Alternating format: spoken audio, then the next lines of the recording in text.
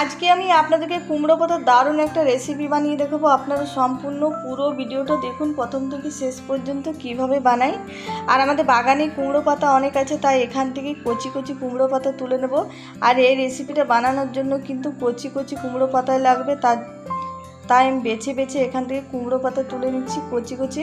আর অনেক কিন্তু কুমড়ো ধরেছে ছোট ছোট, কিন্তু একটাও কুমড়ো লাগেনি, একটু বড় হচ্ছে আর ঝরে পড়ে যাচ্ছে। আর আপনারা যদি জেনে থাকেন কিছু ওষুধ তাহলে অবশ্যই বলবেন। আর আমার তোলা হয়ে গেছে অনেকগুলো, এগুলোতেই হয়ে যাবে। আর এবারে ভালো করে ধুয়ে পরিষ্কার করে নেব। আর ভালো করে ধুয়ে পরিষ্কার করে নিয়েছি আর বেছে নিয়েছি খুব ভালো করে।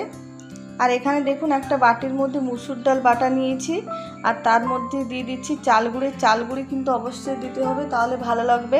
আর এবারে দিয়ে দিচ্ছি পেঁয়াজ কুচি, কাঁচা লঙ্কা কুচি, দিয়ে দিচ্ছি রসুন বাটা, দিয়ে দেবো পরিমাণ মতো নুন,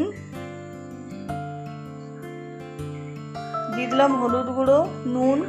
আর এবারে ভালো করে একসঙ্গে মেখে নেব।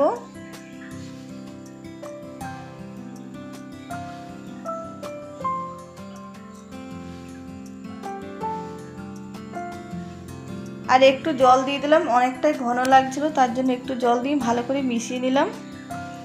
আর একটা কুমড়ো পাতা নিয়ে নিলাম, আর এই কুমড়ো পাতার মধ্যে মুসুর ডালের ব্যাটারটা দেখুন এইভাবে চারিদিকে লাগিয়ে দিচ্ছি। আর খুব বেশি লাগানো যাবে না, অল্প অল্প করে লাগিয়ে দেব। আর পাতাটা চারিদিকে এইভাবে লাগিয়ে মুড়ে নিচ্ছি দেখুন।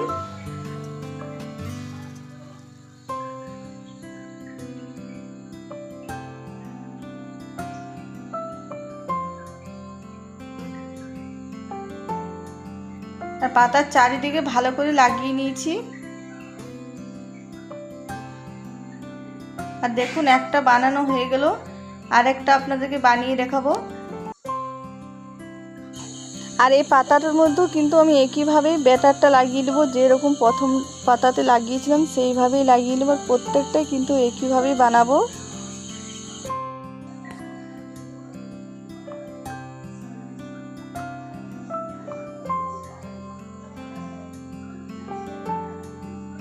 আর একইভাবে প্রত্যেকটাই বানিয়ে নেব। আমার দুটো বানানো হয়ে গেল, এবারে ভেজে নেব।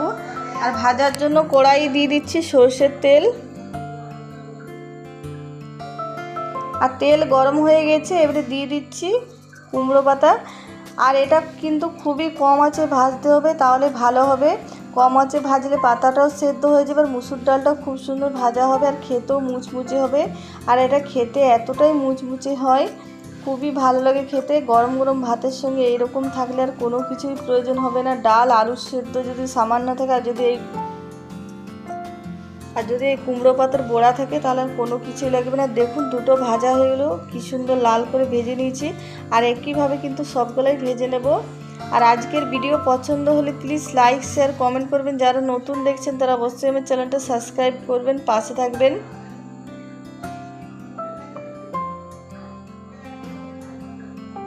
আর এটা কেউ বুঝতেই পারবে না যে এটা কুমড়ো পাতা দিয়ে বানানো হয়, খেতে এতটাই দারুণ লাগে।